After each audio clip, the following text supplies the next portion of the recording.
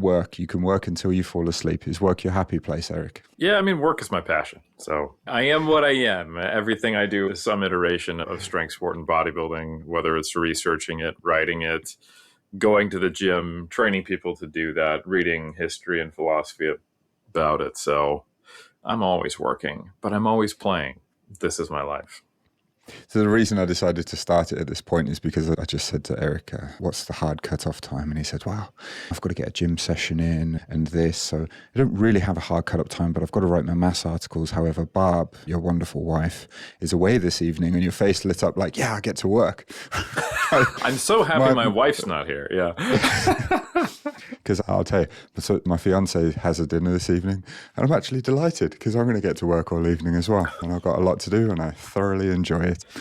In our defense, Andy, at least the way I conceive it, and you can at least pretend to agree with me, is that when I have when I have these time periods where I can just dive in and get a lot of work done, that it makes space so that I can be more present for the relationships in my life. That's how I think of it. Exactly.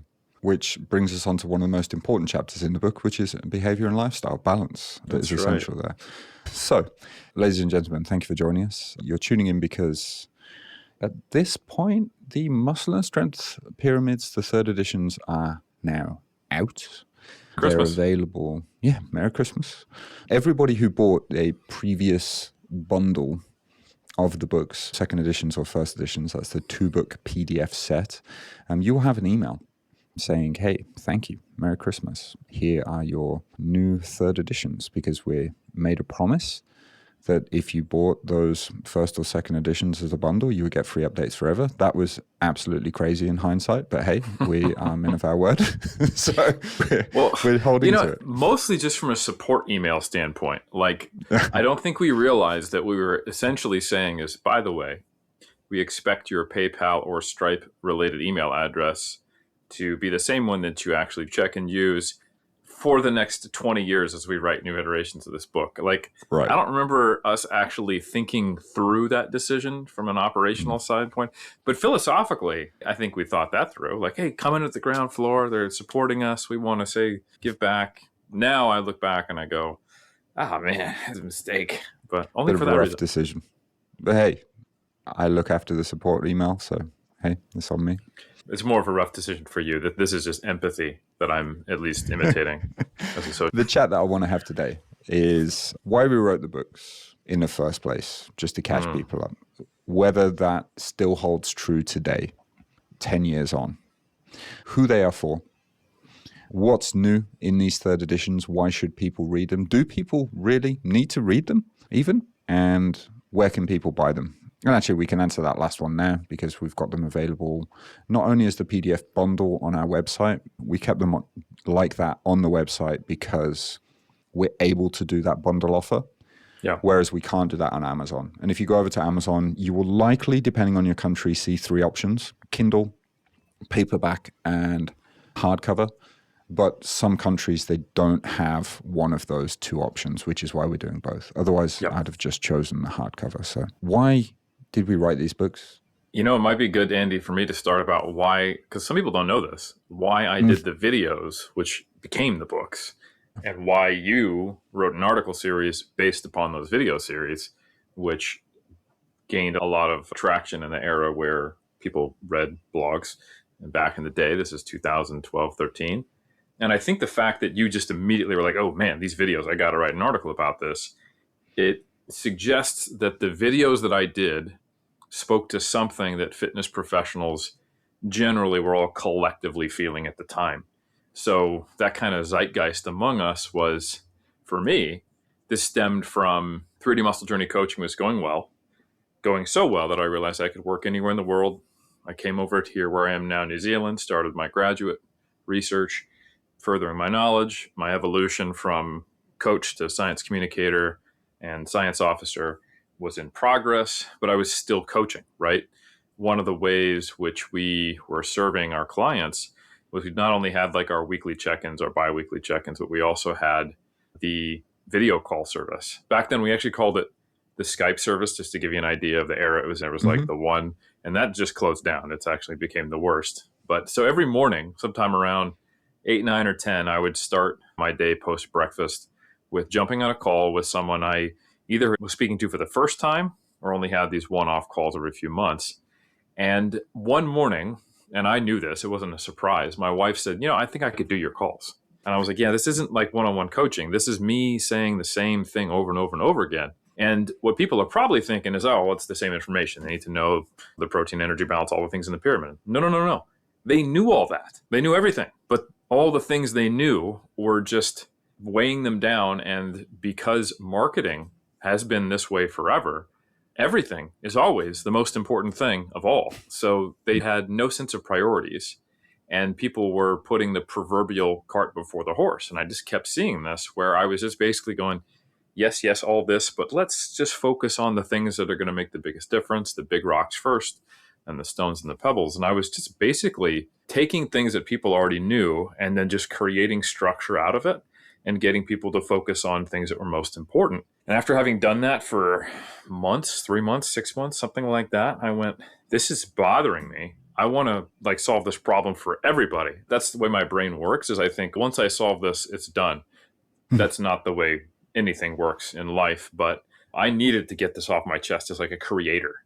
So that's what started. And I had a little S3 phone that I propped up against, I had a desk in the conference room, the small conference room at AUT where I still take meetings. And I put a chair on top of it because these things really didn't exist in 2012 either. For those just listening, I held up a tripod.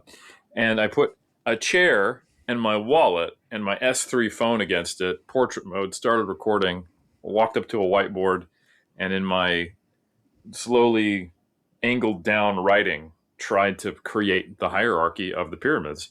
And for 2012 YouTube, it blew up, if you look at the relative numbers. And it became something that everybody was focused on. And our co-author, Andrea, who is now really, really focused on just building up 3DMJ. So she wasn't really a part of the third edition writing, but it's still her original concept was basically like, hey, these videos are so good, we should make them into books. So that is kind of how they started. And I know, I'd actually like to hear it from you, Andy, the videos must have hit you in a particular way to where you wanted to write the article series about them. We have them on the website. I was just checking there. If you go to muscleandstrengthpyramids.com/nutrition-videos and training-videos, I've kept the pages up there. It's just a list of all of your videos if anyone wants to watch the originals. But I remember watching your nutrition series back in 2013, 12. I guess it was. 12, yeah. It's like and 13 years ago, man. This is literally all of the questions that I find myself answering all the time. And I was fairly new to coaching. I was a year or 2 years in at that time to coaching, and it helped me put everything in a priority of importance and helped me explain things to clients in a way that they were not only no longer confused about the specific question that they had right there and then, but also when they were next hit with the latest emergency that they were told on YouTube or an article or social media or whatever it was, they were able to filter it through this hierarchy of importance that you put into the pyramid format.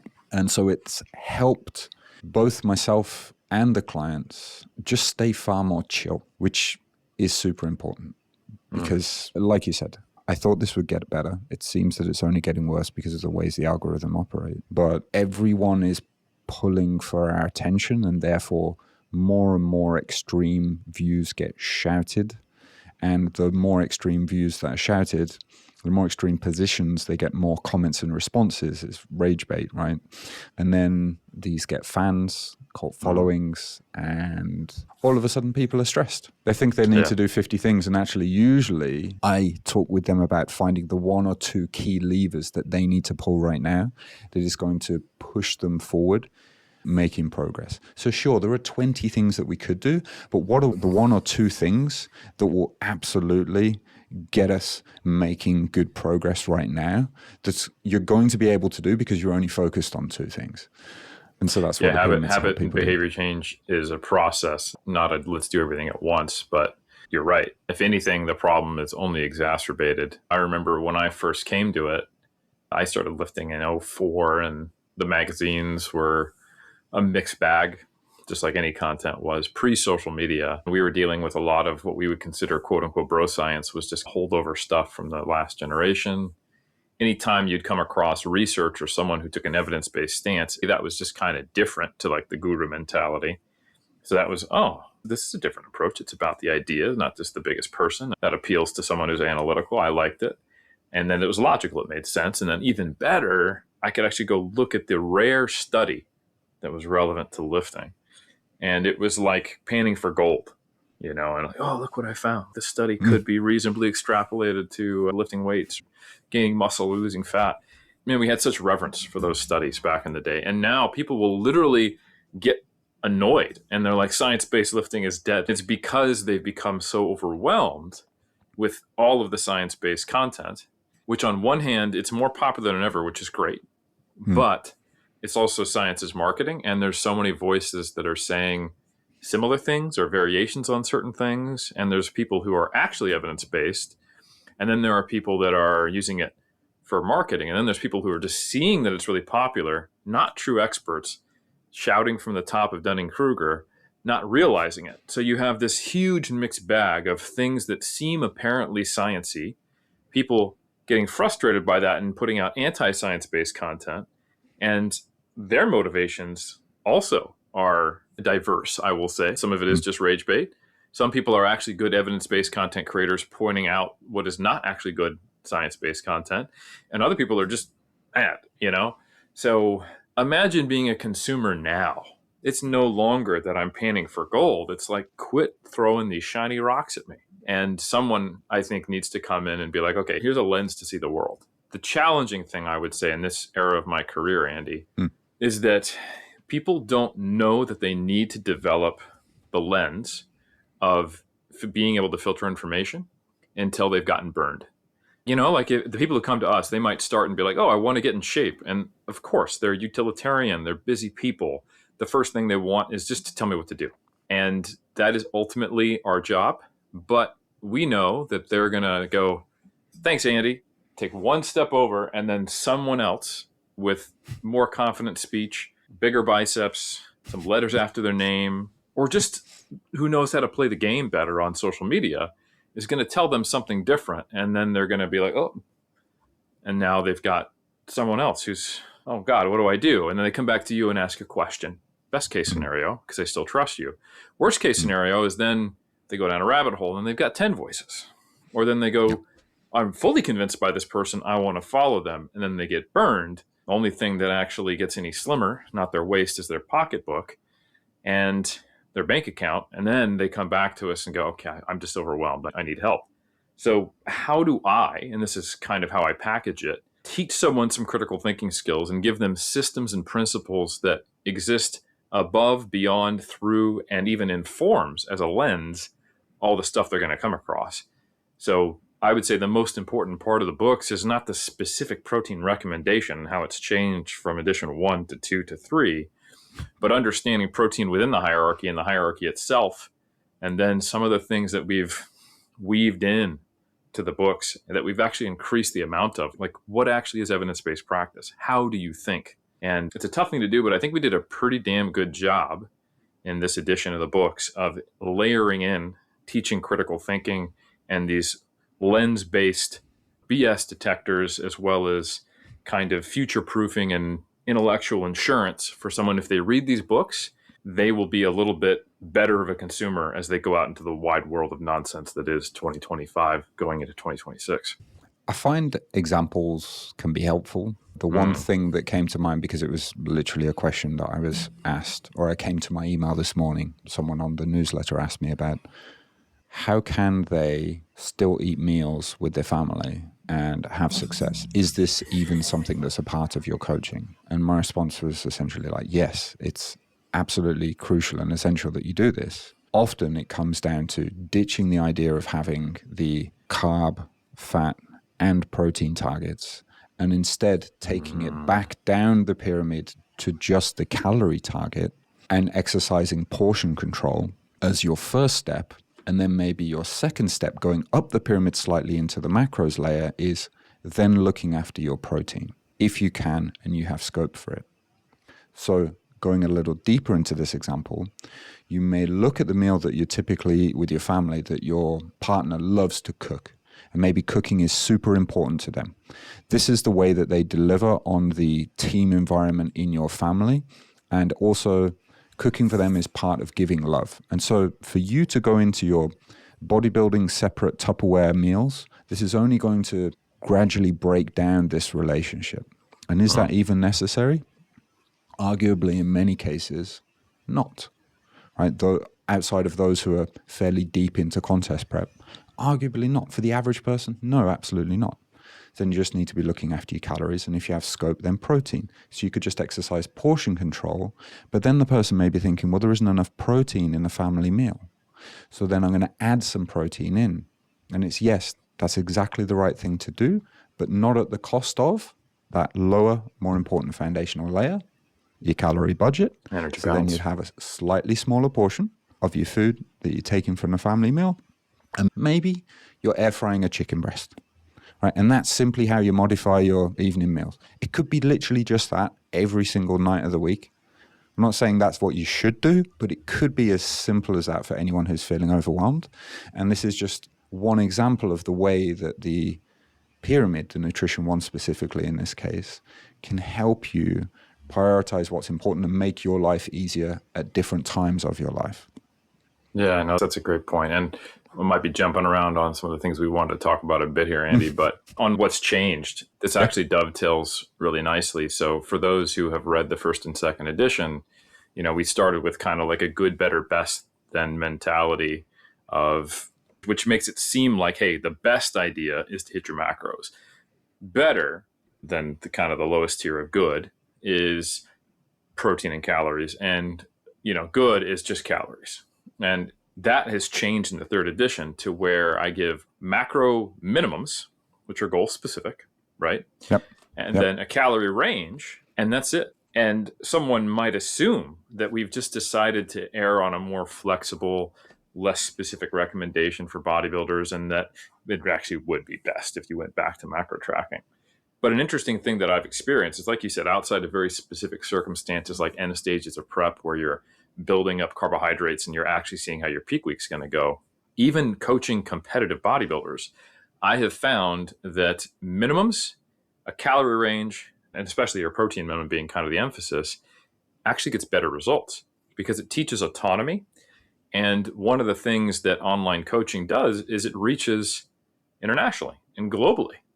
And what might be best on paper from a theoretical macro perspective is not necessarily the same degree of applying adherence and having the ability to stick to your nutrition goals in all circumstances, from socioeconomic demographics to religious preferences or ethical preferences towards food choices, regional availability, cost, or seasonal availability. And this is something, I had to learn as an American who started traveling. Like, seasons for certain fruits and vegetables aren't really a thing in the States. You can just ship it wherever you need to. It's a big enough country and get whatever you want, whenever you want. Now, living in New Zealand, there's times a year where a certain fruit is A, not available, or B, if it is available, it's literally 10 times as expensive. And I'm like, I'm not getting blueberries right now. That's a crazy rich man's thing to do, And this gets even worse when you go to other parts of the world and you start dealing in wealth disparity and very different economic situations. Like, you're in Japan. It's actually one of the better cuisines for bodybuilding because you can kind of pick and choose and be like, sweet, I just want tuna sashimi, seaweed salad, miso soup, and boom, I'm dieting. Oh, I'm bulking now? No problem. Let's get some salmon rolls. I can still get the seaweed salad and the miso soup because I like them, but then I'm also going to get rice with that, right? So you can pick and choose and make very bodybuilding friendly meals. But Asia is a pretty big place. Like, from the typical American, it's all the same, but try to diet in certain parts of India or Malaysia or Indonesia, where it's all coconut-based curries, peanut-based curries, or in China where like you're trying to get a vegetarian meal and like, no problem, you can get the tofu and we've just cooked it in beef tallow or whatever, or pork fat probably was a better example. And it can be very challenging. So me having the opportunity to work with more and more and more international clients, I found that they were able to shift to the local demands, economics, personal preferences, religious, cultural, or ethic beliefs or norms, and still be on point. And yeah, there gets to be a point where I need to be like, hey, it's time for us to keep fat under 40 grams. We're carving up, or we're trialing a refeed, and we're going to be literally getting on stage. And I want to see what you look like in the morning, post workout, and in the evening with videos.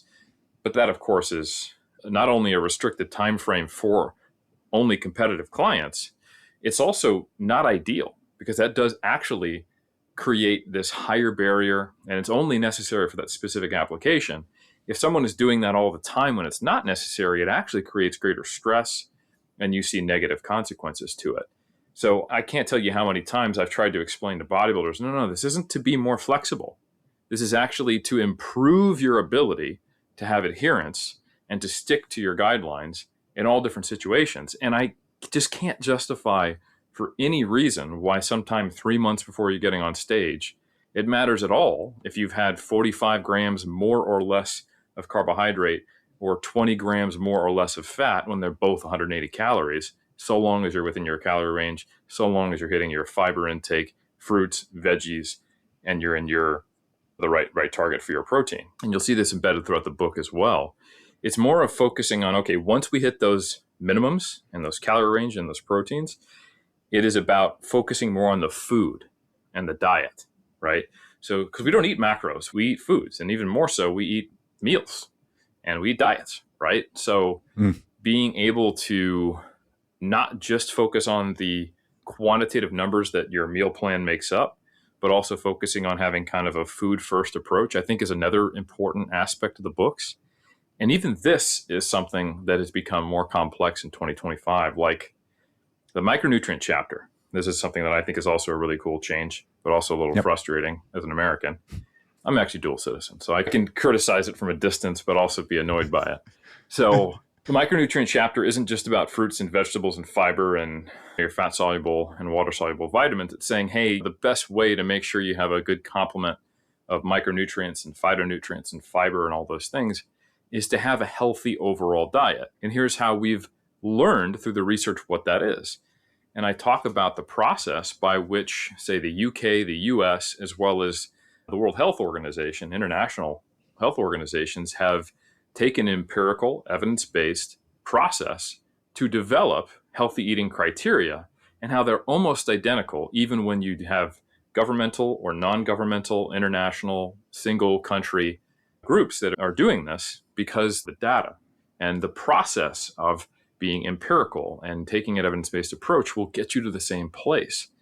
And now here we are, and guess what? The MAHA movement, Make America Healthy Again, is happening. The new dietary criteria are actually rejecting what the current evidence consensus is and kind of just going rogue. So now when you read that chapter, you're going to notice it's referencing the 2020 to 2025 guidelines, not the ones that are going to be coming out for the new year. And they will not be referencing the new ones because unfortunately, the misinformation and disinformation that you as a consumer are dealing with has actually infiltrated government, and it's impacting officials. And they're actually skeptical of quote unquote traditional science, even though that is you, bro. Like RFK, you are the machine, and now you're skeptical of the machine. This doesn't even make any sense.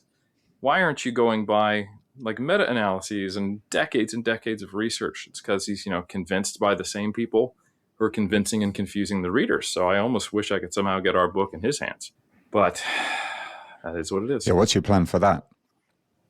I don't know, Andy. Just cry. Wait a few years and see what happens. Yeah. Cry and wait a few years. Unfortunately, it's very difficult to convince someone away from a position when their income, fame, power, everything depends on it. It depends on them not challenging their position, right? Yeah. And ideology is a tough thing to change. And that's not what you want for nutrition. Unfortunately, even nutrition has become politicized in the States. Anyway, we could go down that rabbit hole, but I think the cool thing about the books, just to bring it all back to some of these neat changes, is that we have actually found a way to not position flexibility and accuracy on two different sides of a spectrum, but saying, hey, it is actually better once we figure out, like, there's only a benefit to accuracy and precision if it is in service of a goal, and the normal variability in the thing is less than the degree of accuracy you can attain. And this is actually a concept from science, right? So if your scale, for some reason it's a janky scale, only measures to the nearest kilogram, making adjustments off less than a kilogram is just going to have you chasing ghosts, right? And that is essentially what we need to assess is, okay, for your goals, what degree of precision matters or is potentially impacted by variance in the macronutrients?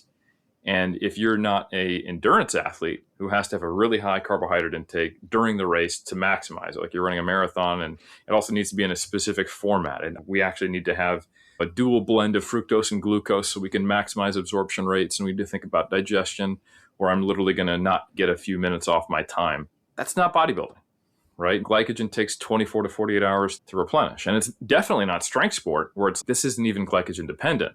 I just don't want to be hungry. I don't want to feel a sense of inhibition because of fuel availability. So it's like the data on how much carbohydrate should I eat before I work out. And that's the level of precision that seems to be indicated from research. So why am I telling you need to hit your macros, your carbs within 5 grams, and this percentage of them needs to be in the pre-workout meal? I'm creating an environment of neuroticism that's not even benefiting you. Because I tell you what, Andy, I'm a competitive bodybuilder trying to compete at the highest level with people who have more talent than I do. If I truly thought something would be better for performance, I'd do it. And I do it. But that isn't one of them. And I've just come to accept that the level of precision and control that I once thought was optimal is actually not just unnecessary, but there's always an opportunity cost. Whenever you focus on one thing, whenever you optimize one thing, if you say yes to something, you're saying no to something else. Where does that energy go?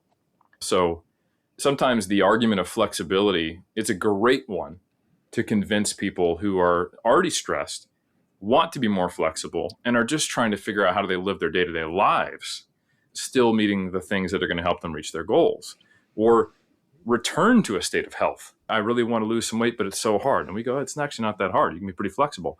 Oh, great news. But then the people who are performance athletes, powerlifters, bodybuilders, they're asking questions to their strength and conditioning coach or their sports nutritionist. They are not interested in that argument. And in fact, it seems like something that's not for me. I want to maximize. I'm a maximizer.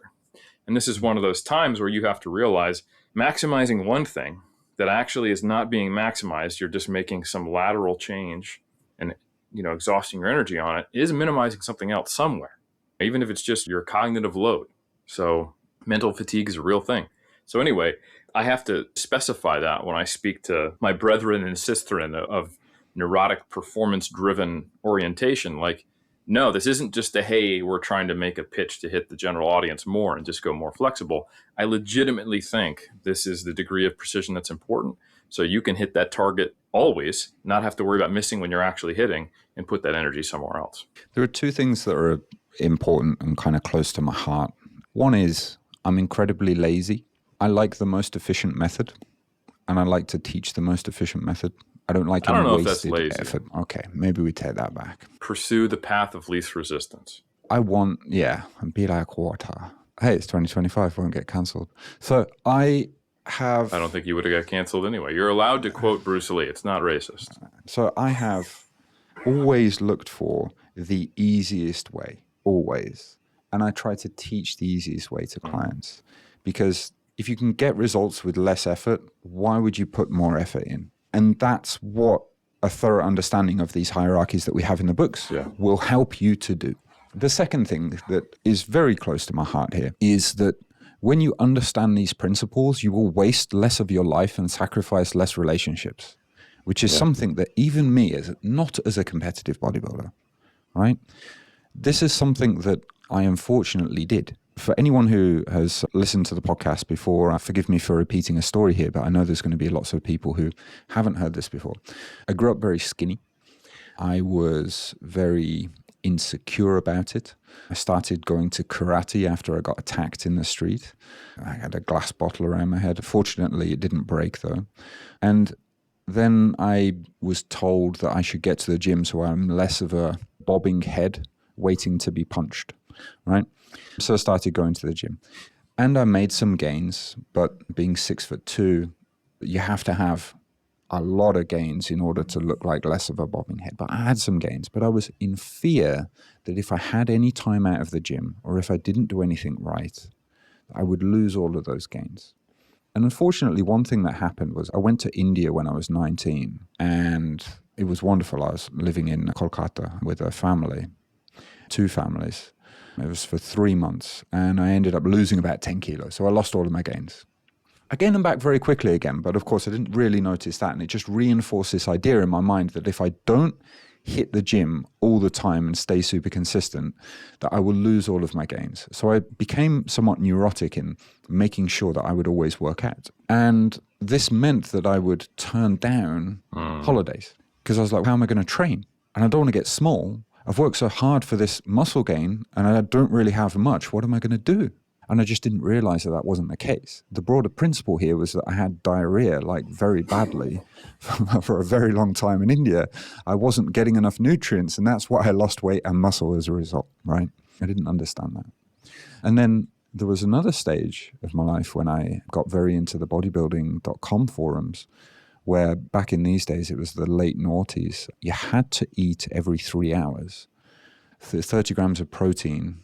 Otherwise, you'd go catabolic. And I was like, oh, good God, I can't be going catabolic here. I'm in the gym every day. Really don't have that many gains. This is the problem that I have, obviously. And so even when I would go out on long hikes or motorcycle rides, I would have a fanny pack with a half-liter bottle of water and my protein shaker so that I wouldn't be more than my 2.5 to 3 hours without any protein. I would turn down meals. I turned down different things. I didn't take a lot of opportunities. I spent way too much time in the gym, and I could have done everything just so much easier. And I cannot do anything about what happened to me, but I can do something to help the 20-year-old Andy now, if they're open to listening to it. And so that's what these books and the Rip Body website is for me, as 3D Muscle Journey is for you. Yeah. Just more targeting bodybuilders and Rip Body, more targeting the average man. It is that information source that I just wish I had access to, because I think that is the way that I can most serve the world and this industry. So that's what they mean to me. And so the fact that we have made them far more welcoming, flexible, with good reason, I think is a fantastic step. And so that's something that I'm super proud of with these 3rd editions, and I think is important. Yeah, and I think it extends into the training books, and for those, again, who have been around since the videos, it was actually a couple years after I made the nutrition videos that I made the training videos. And that's because it's harder to think of a hierarchy of importance for training, and you have to get a little more narrow with your focus of, okay, this is strength and hypertrophy. And even then, there's some delineations. And then you also have to kind of state some terminology and some assumptions up front. Like the way I frame each chapter, that justifies the hierarchy. But you could very easily, and I've explained this to people before, like you could put exercise selection lower. Like if you were to position in such a way that, okay, what if the power lifter never did squat, bench, and deadlift? It's okay, yeah, then that would be an issue. So I frame it in a way to justify its position. And so it took me a really long time to actually be able to put those videos out. And for that reason, the 1st and the 2nd edition were, in my opinion, unnecessarily complicated, but I couldn't think of any other way of presenting the relevant information without just kind of giving theory, options, and showing you the whole buffet and how it was cooked, and then going, all right, you need to go choose something. And I think even within the hierarchy of the pyramids, it was just unnecessary, especially like the chapter that I always felt overwritten, but I couldn't figure out how to do it better, was the progression chapter, where I talk about periodization. And I go over, block periodization weekly, and we're trying to explain all these different progression patterns. Man, it's so much more simple. We have a hypertrophy and we have a strength system, and I've been able to boil down all of those examples into principles. And I think that came from a couple things.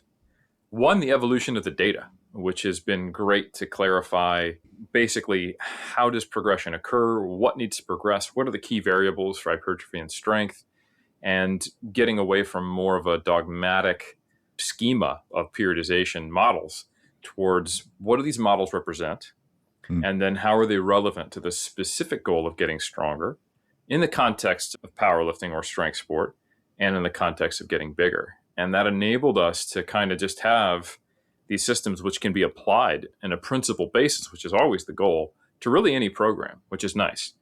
And in many ways, I think someone who reads this will be far better equipped to come across any level of complexity out there in this topic and be like, oh, that makes sense because it fulfills this criteria or this principle, rather than people getting kind of, as they used to, bogged down in arguing about periodization models or approaches.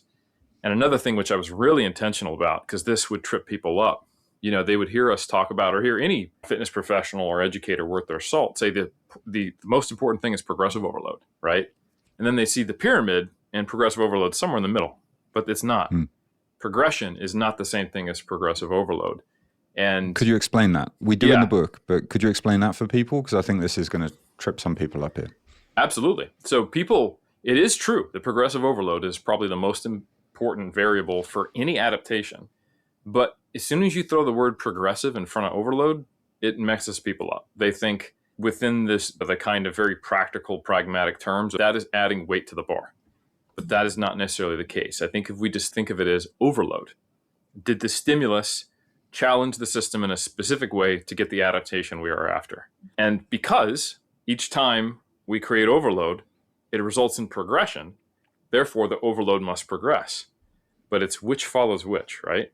So if I am training to failure with sufficient number of reps and I'm getting bigger, I get bigger because I've added more cross-section layer to my muscles, more contractile tissue, which results in their force production capacity going up, so that if I don't want to have to do 25, 30, or 40 reps with that same load, I have to go heavier.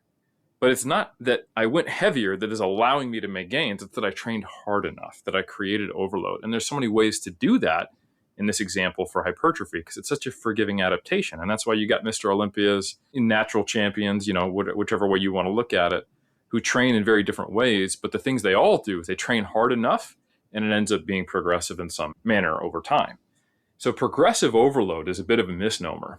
You are inducing overload, which requires you to see progress. And it is a monitoring tool. It tells you when you're progressing. And it is also what you need to do to ensure that overload continues. So then it's a question of how do I create a system for that? But I think people get way too caught up on thinking about, I have to lift more than last time. And I think we did a really good job of explaining that will get you there. And that's a simple enough heuristic. But heuristics, if you're not sure what that even means, it's just a way of simplifying something to think about it quickly if you don't understand it fully. So all heuristics are wrong. And most of the time, it doesn't matter. They're just oversimplifications. And sometimes a simplification of something is useful.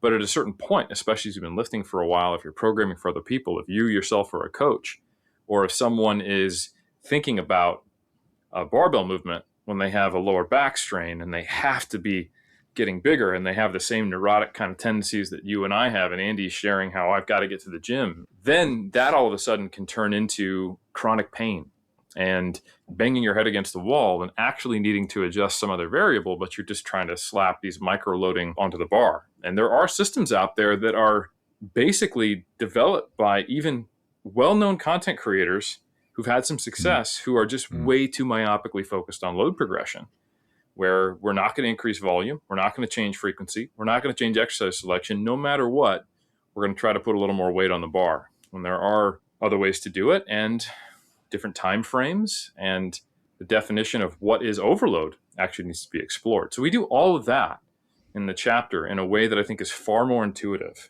And it's not progressive overload. That chapter is progression.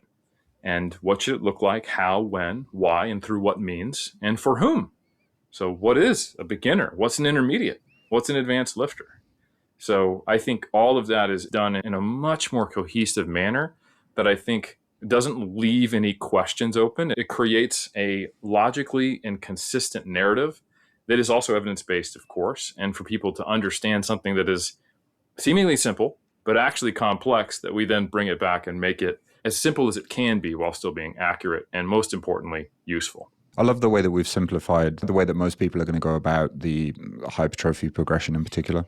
Rep range, load, what do we call it? Auto-regulated double progression? Auto-regulated double progression. Shout out to Brian Miner. I think he originally coined that term and we wrote about it. Actually, a strength conditioning journal response to Mike Israetel's paper from back in the day. It produces a really simple way of that not only does the strength system use for all the accessories, but also all of the movements used for hypertrophy. So it's not like, okay, if you're a novice and it's a multi-joint movement, then you use this progression. But if it's a single joint movement and you're an intermediate, then you use this one. But if you're advanced, then you use this one and use it in blocks. Yeah. And here's when you deload. This will tell you the rate that you're making progress. And if you're not progressing at an appropriate rate, something else has got to change. So it is very clearly now a monitoring tool. And it is a monitoring tool with far more flexibility to be used rather than someone agonizing over, well, squat went up, but leg press didn't. And it went up over 2 weeks versus 4 weeks. So am I between a novice and intermediate? When do I go up? This is not the thing to focus on. But it's our fault because we created a system, that prompted those kind of questions. So I think this will be, hopefully, if there are questions that remain, I'll say this. They're not questions that we prompted. It's that people have a level of neuroticism that they want satisfied that is not due to what we told them, at least. Just, if we didn't answer the question in the books, it's probably not a question to be asking. I could say that probably 9 out of 10 times confidently now. Just to give an example here, auto-regulated double progression. You're going to have a number of sets. You're going to have a rep range, and you're going to have a target RIR range. Yep. RIR range, yeah. Reps in reserve. And, oh, by the way, if anybody listening, even if you haven't purchased the books, you would like to look at the sample programs, it's muscleandstrengthpyramids.com/programs. You'll find 20 sample programs in there, links to different instructions split across some Google Docs, some articles that I've got on the Rip Body site. You've got everything you need there to really bring this to life. And we'll talk about how those programs differ from the standard ones just in a moment. But let's say you've got 3 sets of 10 to 15, a 2 to 0 RIR. So you'll pick a load that you think you can easily do for that number of reps and RIR. And let's say that you manage to get 10 reps for each of those sets, and the RIR gradually gets lower so that you're toward the point of failure at the end. Your next week, you wouldn't increase the load. You aim to increase the number of reps that you do until you get to the top of the rep range. So you'll work your way up until all 3 sets you can get 15 reps, and then you'll increase the load that you use. Therefore, actually, making... It's really just if you can get your initial set at the top of the rep range with the top of the RIR, because everybody fatigues a little different. But if you've, let's say, 3 weeks after this point where you've gone from 10 reps to 12 reps, and now this first week you're still working with 20 kilos and you got 20 kilos for 15 reps at a 2 RIR, you've hit the top of the range. You might fatigue afterwards.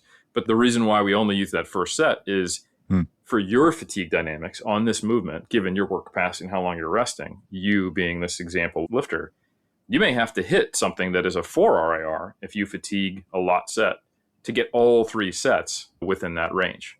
So some people, they hit a 2 RIR, the next set, they drop right down to a 0 RIR. Some people can go like 2, 1, 9.5, 0.5, and then they can hit failure. If they don't fatigue very quickly, they rest a long time period, they've got good work capacity and all that stuff. So it's really just about kind of monitoring that first set. Did I hit the highest combination of RIR reps with this load? Okay, next time I can go up. And it's like that first monitoring set. Whatever happens on the next sets, it is what it is. It can tell you something about maybe I'm not resting long enough if it's like falling off a cliff and you actually hit a 2 RIR accurately. But yeah, the system is really nice because it's telling you your rate of progress without dictating a rate of progress that you're trying to force. And then from there, if you go, okay, well, based upon everything I can understand, I'm an intermediate and I should be expecting progress within kind of these time bounds, but I've been trying to make this double progression work for 6 months, then, something else needs to change. It's not my progression method. It's not just the load on the bar, which is where these other systems kind of fall on their face because they paint you into a corner and limit your options. You can go through our assessment checklist, which hasn't changed much since the second edition, but that flow chart that everybody loves and gets reposted, we've clarified it more. It's okay. Let's check on the environment. Is recovery there? Let's do some assessment of, do you feel recovered? And if you're recovering well, but you just can't seem to progress, and you are actually assessing a reasonable time frame, nutrition's in order, sleep's in order, and you feel fine, maybe there's not enough systemic overload. in the approach you're taking. Even though you're training hard on these 1 or 2 sets, maybe you need more than 1 or 2 sets, right? And on the flip side, if those 1 or 2 sets that aren't progressing are just trashing you, we need to look at some of that recovery environment. Maybe you are, like Andy, shitting your brains out, not digesting anything, and then training more to compensate for it and just creating a status of relative energy availability being quite low. So anyway, that hopefully gives you an idea of what we're talking about. And those things I think are far clearer now in this edition. Yeah, I'd say so. Is there anything else that we need to cover about what's new? I mean, okay. The programs, broadly, I think it's worth talking about them. Yeah, no, we do want to come to the programs. Yeah. I will say there's something that was quite funny. It was funny for me anyway, in the end. You said, let's take Google Docs of the chapters of the second editions. Let's use the suggestion feature to edit them so that we can then send them to the translators because we have them in various different languages. The second editions, that is, not for the third editions yet. People will need to work on those from here. Yeah. And we thought we would move forward like that. Haha. These books are completely rewritten. It's tough even to put a percentage on what's different. The total length is around the same, but there's very little that is. In fact, the most similar thing is going to be the introduction chapter. Yeah. Other than that, you're going to feel like you're reading a new book with the same structure. Yeah. We got to the point where I hated the second editions, as good as I knew they were and as important, and the feedback we got, the number of copies we sold. As someone who has changed the decisions that I would make as a coach, changed the way I communicate as a science communicator, and as someone who is more up to date with the research, even though some of the actual final quantitative recommendations in some chapters is not that different, I felt I just couldn't read it. Like, I hated them. I just started to hate the books. I was like, these must be updated. And I'm a better writer. I'm a better educator. There's so much things in here that don't need to be here. And we can just do all of this better. And so eventually I just trashed them bitches, man. I rewrote the whole damn thing. I couldn't stand it. You know, like I started with the mindset of let me rewrite these. And then it became, and this is why those who were paying attention to things I said on podcasts, I was like, oh, these will be finished in 2024. And we have a week left in 2025 and they're actually going, you know, they're available for order. And that was because the initial plan was to edit them. And I was like, these edits are rewrites. So here we are. Programs then. Tell us about the programs. If you want to bring them up in front of you right now, as we're talking through this, muscleandstrengthpyramids.com/programs. Bring up the beautiful sheet that I've created there, and there will be 21 tabs, 20 tabs after the instructions tab with the different sample programs there. As I've said in the instructions, they are intended for those who have bought the books, but those who haven't are, of course, welcome to use them. We have put links to the bodybuilding program instructions and the powerlifting program instructions on there, which takes you over to a couple of separate docs that will explain things. But really, and super importantly, these are not the muscle and strength pyramid programs. These are examples of how to put the principles of the books in action. Yes. So while you can use them, we're not saying these are the 20 programs that we sign off on. That is absolutely not the case. I'm sure you can speak more on this because this is something that we feel is super important. It is. It's super important. And one, I will say it's 2025, and I'll explain what that means. And two, I will say that I've always said that about the books, but I can understand why people, based upon somewhat my actions, have viewed them otherwise. If I say these are just examples, not programs, by the way, you can download the programs from this app, or here's how to run these programs exactly on a website. That is, or there's a Reddit site, you know, I do an AMA about the programs and how to make progressions. It really does come across as though these are the Eric Helms programs or these are the muscle and strength programs. So I understand. And the intention of how we put them together this time is to really get away from that and not do ourselves or you a disservice. And the reason why I say it's 2025 is if you want to see how to take the guidelines we give and make an upper lower split or a legs push pull or a push pull legs or any other variation of that or a push pull legs upper lower or a full body split, just go into Gemini or ChatGPT or just search because it's been done. It's been done tons of times. You can see examples of it in the second edition, right? So if we truly want to teach you how to take these principles and reach different volumes, different frequencies, different setups, we wanted to actually make the examples a little bit non-traditional. And interestingly enough, this is actually how I program now for bodybuilders. I start in the same way that I do with the hierarchy. I focus on the bigger rocks. And one thing you'll notice is that volume, intensity, and frequency, or VIF, as I used to say it, it's actually now focused on what I describe as the dose, which is intensity and volume. So the load and proximity to failure and the number of sets that are at an appropriate rep range, as well as an appropriate load and proximity to failure for your goals, either strength or hypertrophy. And frequency, although it does have a pretty meaningful impact on strength from a motor learning and skill acquisition perspective, it is far less of an important variable than load and proximity to failure, especially for hypertrophy, and load and volume to a lesser degree, volume for strength.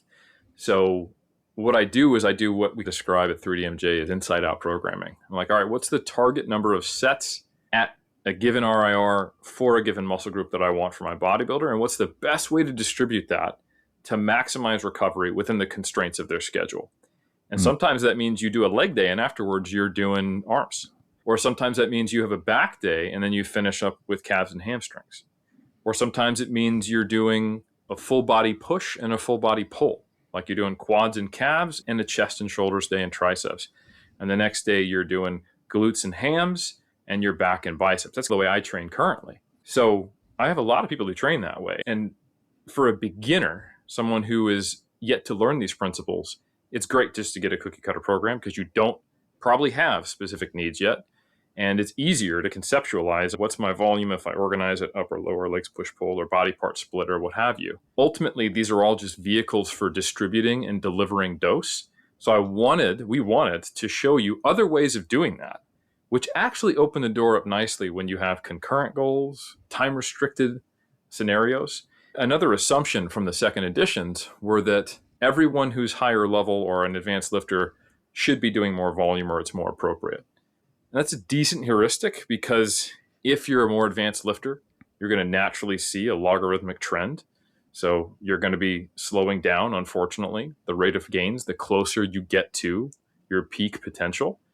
And if you can build your work capacity, you can try to offset that to a small degree by doing more, increasing the dose, so long as you can recover from it, which typically happens as you're more advanced. You're getting better with your nutrition. You're getting better with your sleep. So it's definitely a worthwhile proposition. And it's something we observe that, advanced bodybuilders are generally handling more and doing more than when they're, say, an intermediate bodybuilder, but not always. What if you have a kid? What if you take on a new job? What if you are older and you find that you have certain injuries now, so you need to make more with less? And you're also better at exposing yourself to higher stresses. So it's not a perfect one-to-one. It's one of those heuristics. So rather than basically attaching a certain dose to a certain level of advancement, we've gone right. Whether you have a 2, 3, 4, 5, or 6-day schedule, here's how you would use those. And generally, higher frequency programs are also higher volume programs, right? So we show what that looks like in the hypertrophy programs. And then if you want to get to a point where you really want to do a lot of volume for a given muscle group, we show you how do you adjust it with a specialization cycle. And then for the strength programs, it's all about the exposure. Here's where frequency does matter a little more. The exposure to the big three and practice. And then as you move towards different phases and you're getting closer and closer to competition, how many singles do we need to do? And how close to the specificity of contest needs, something close to a 1RM like your third attempt, do we need to make it? And then where does that push and pull come from? When do we build muscle? And then when do we build skill? And then how do we monitor progress throughout? How much time do you need to spend on the big three when you're in a hypertrophy building phase for the muscles involved in the big three and creating a cohesive system out of that? And then going right. So you're a power lifter. You've got how many days per week can you train? And you could tell me 2, 3, 4, 5, 6. And then within those conceptions, we're going to have a different frequency for the big three based upon how they impact one another. And we give examples of how do you modify it. And people go through phases of life. You're not always going to be a quote unquote high volume guy or gal. There's going to be phases where you are stressed and traveling. So how can you use those programs to your advantage? So you can take these examples, because that's truly what they are, to echo Andy's point, of how to manipulate training for hypertrophy or for a powerlifting style centric strength training program. And you can apply them through the lens of almost any split if you understand the principles of the books.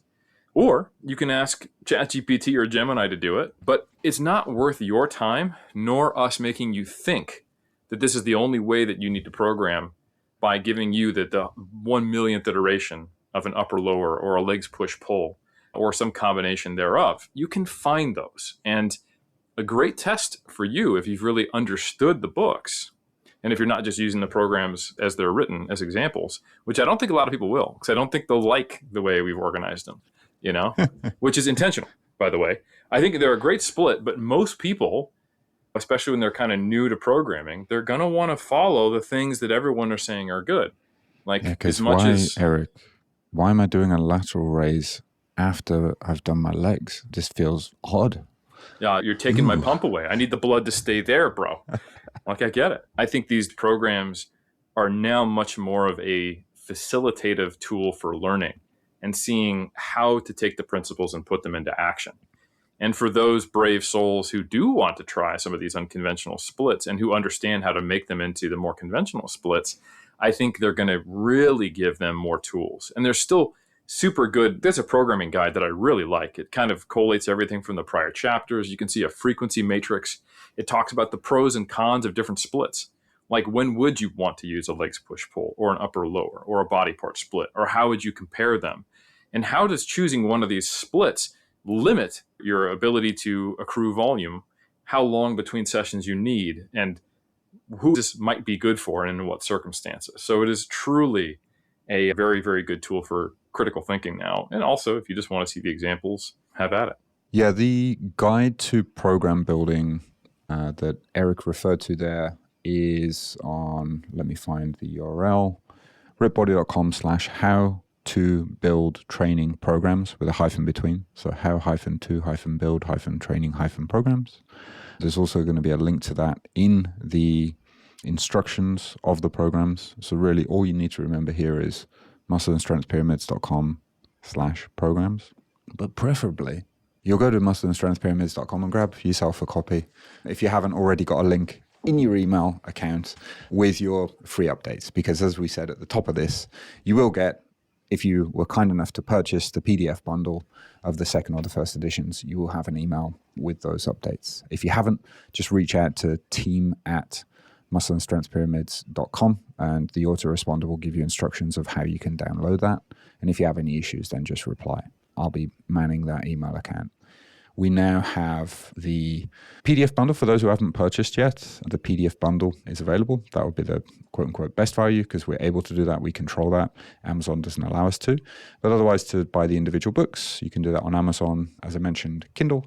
We've got paperbacks and now in many countries, but not all, hardcovers, which is really nice. We made hardcovers for the Japanese second editions and they were just really nice to hold. And yeah, we've done that for these as well. So I'm excited to get feedback on these to see what people think. Saw that there'll be people in Reddit telling us what they think without realizing that we're probably reading. Anything else you'd like to add here before we hop off? No, I mean, those are some of the bigger changes, but there are updated guidelines for volume, frequency, intensity. Like I said, frequency is actually no longer part of it. The progression model simplified. I think actually I undercooked this one. Huge changes to the exercise selection chapter. There are anatomical understandings and understanding range of motion and really great pictures. Big shout out to Anna. So Anna, yeah. Yeah. We leaned in. It's not a full-blown strength training anatomy book, but if you go to the chapter 4, the exercise selection, and it's really hard if these are new concepts for you, to understand what a biarticular or monoarticular movement is, or why load might be more emphasized in a certain position on a free weight versus a cable. But you'll get that with really good visuals now, because some of these concepts are, frankly, you would need to actually do an in-gym seminar with me or Andy to understand. But it's the next best thing to understand the theory. And I think there's so much content out there right now that's trying to teach people the experience and the motor learning skills, the hands-on knowledge, the art of training, that it just frankly really can't do that. You can learn the theory with a better pedagogical lens, which just means teaching style, which I think these do a really good job of. I didn't touch on those concepts in the last edition because, one, frankly, I wasn't as fluent in teaching them outside of just kind of by feel or going to the gym through experience. But two, the research has evolved. There's been a lot of people talking about it, debating it. And now I think because everyone is so focused on the biomechanics of lifting and functional anatomy and maximizing hypertrophy, there's a way to do it that is much more cohesive. And now you can take these ideas and be like, oh, I get it, and go play with them in the gym. So I think it's a really good companion to someone who is in the current world where everybody with the TikTok is showing you the quote unquote optimal exercise for some obscure muscle or giving you a rationale which is difficult to understand. So I think the books will really help people clarify that noise in terms of chapter 4. And then also, like, there are just updated everything. The most recent meta-analyses on tempo, the most recent meta-analyses on rest periods, more data on things that can save you time, like rest pause, drop sets, clarification on antagonist paired sets and what we call peripheral supersets. And that, like agonist paired sets aren't always bad. How they're actually kind of like drop sets when you think about it. So when and how could I use them, right?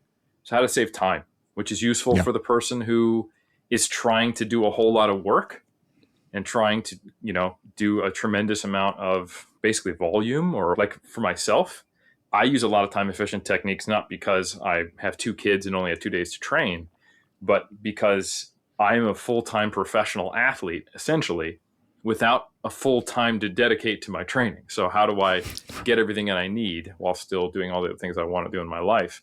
And a version of that on the other end of the spectrum is someone who is serious about their fitness goals, but they've got 2 kids and a job, right? And they're in the city. And the only time they can go to the gym, it requires 45 minutes to get there and back. So how do I make the most out of that time? And I think there's a better discussion of those time-saving strategies. So yeah, and there's awesome tools in the nutrition book, also visual aids. So I just think some of the visual aids have really leveled up from the 2nd edition. We got permission to use the athlete's plate. And if you don't know what that is, you'll see in the books, but they give a really good visual representation of what does a goal supportive plate look like, in the same way like my plate was. You'll see some food organizations, they'll show you a visual. I think is really helpful to people as they're learning nutrition instead of just seeing numbers. So, okay, I've got my healthy diet criteria from either the UK, WHO, or the US before the most recent changes. And I've also got these macronutrient minimums in a calorie range. Oh, thank God, here's a plate. And then also, how do I gauge portion sizes? So you're not always going to have a food scale with you, nor should you. So what are some of the things you can do? And we teach people how to use a hunger and satiety scale and develop that skill. And a lot more on some of the subjective measures of gauging energy balance and getting subjective and objective biofeedback, like scale weight, hunger, performance, visuals, circumference measurements. And all of that together can give you a system where you can do diet autoregulation, be more flexible, and be able to actually be relatively on point, whether you're at a restaurant, traveling, or at home. And you can pick and choose a different system based upon your strengths, weaknesses, point in your career and journey. And we give you all those tools, whether it's using your fist to estimate the size of a cup or a serving or a deck of cards for a certain number of grams, or it's a plate, or it's a scale, and it's a system. So I think all that's really cool. I feel much more confident that anyone can pick up these books at both the advanced level. So again, one of the things we want to talk about is who are these books for? And the answer is, I think they've been positioned previously as, oh, these are the most important principles, so they're good for beginners. But I'm like, hold on, we have an appendix on cutting weight for powerlifters. We have peak week strategies for bodybuilders. We have periodization strategies for multi-year competitions for competitive bodybuilders. And we have tools that are really useful for diet autoregulation and someone who's on their 3rd competitive season. But we also teach you, hey, when you use your food tracking app, do you know that these user entries could be wrong? And here's what you should look for. Do you know about the tear function on your scale? So it literally does cover the full gambit. So whether you are just now getting into your fitness goals and it includes muscle or strength building or fat loss, or whether you are trying to achieve the highest level of muscularity that your body can sustain naturally, or trying to compete at IPF worlds or WBF worlds or coach people at that level, it is for you. They truly, if you like muscle or strength, we're the one-stop shop, is what I'm saying. How's that for a sales pitch? Awesome. I love it. Right. Clip that for the gram. Put it out there. It's going to tell me it's longer than 3 minutes, and it's going to tell me no. We'll lose. Someone else will sweep in, fill their head with nonsense. They will get frustrated. They will come back to us in 3 years, and then they'll buy the book. Boom. That's the Either long way, we game, win. Andy. That's right. Yes. Just our arms, loving arms, ready to greet them with a nice warm hug after they've been burned, because they just want to appreciate how warm and loving these arms and hugs are. Before then, sadly, perhaps. Unfortunately. You're right a lot of the times. Although I will say, Andy, I've had some really cool experiences where people told me that the first training and nutrition book they ever read were ours, which blows my mind. Yeah. That's amazing. What a fantastic place to start. Obviously slightly biased there. Yeah. But I've read a lot of crap. But because it was written and it's in a physical book, obviously it's right. This is your mindset, right? Oh dear. Perhaps worth mentioning, there's a calculation aid. It's not password protected. It's just on the website. Just click tools on the website if you want to have a look at our nutrition calculator there, which will put the minimums that Eric was talking about earlier into life for you. So yeah, everyone, look, thank you so much for listening. And you know what to do. If you are interested in coaching, can you tell us quickly, what does 3D Muscle Journey now offer people in 2025, right? Heaps. Yeah. No, so we have essentially self-guided options. So courses, what we previously called the Vault, which is transitioning, but nonetheless, you can get access to our courses where the coaches teach you the systems that we use to help people achieve their goals, competitive, non-competitive, at the highest level, or people who are new into body recomposition or strength. So bodybuilding and powerlifting program design and nutrition fundamentals for any lifter. That's there. That's like the education side of our business. And we've got a YouTube channel that has been growing a lot lately because we've been really putting in a lot of effort and time, which everyone contribute to it. And you can find my own personal athletic journey and the lessons that I tried to give to it, as well as the coaches sharing their coaching stuff there. That's YouTube/Team3DMJ. And we've also got an Instagram. But that's all the stuff that you can, be a part of the community and learn things, even if you are not actively coached by one of the coaches. So as a science officer, my job is to support the coaches. And the coaches are the best in the biz. So whether you're working with Brian, Brad, Jeff, or Alberto, you're going to get fantastic world-class coaching supported by Steve Taylor, our dietitian, Dr. Nicola Camelli, our physical therapist, and doctor, if these days we consider a sports science degree a doctorate. That's unclear based upon the recent dramas. Dr. quote unquote, Eric Helms, and making sure everyone's up to date with best evidence-based practice. So no, our coaching is for people who are really ready to look at the long term and taking a sustainable approach to being very serious about their goals. We don't work exclusively with competitors by any means, nor advanced lifters, but we do work with people who are ready to invest in their long-term development of strength or body composition change. Awesome. Fantastic. Thank you. It's been fun working on these with you, Eric. And, man. No, I appreciate it. Couldn't have done it without you. Look forward to hearing what everybody thinks. No, couldn't have done it without you either, obviously. It's been fun. Everyone, thanks for listening. Wish you a fantastic 2026. I hope all your goals, dreams come true. Happy holidays, happy new year, and thank you for listening, everybody. Peace.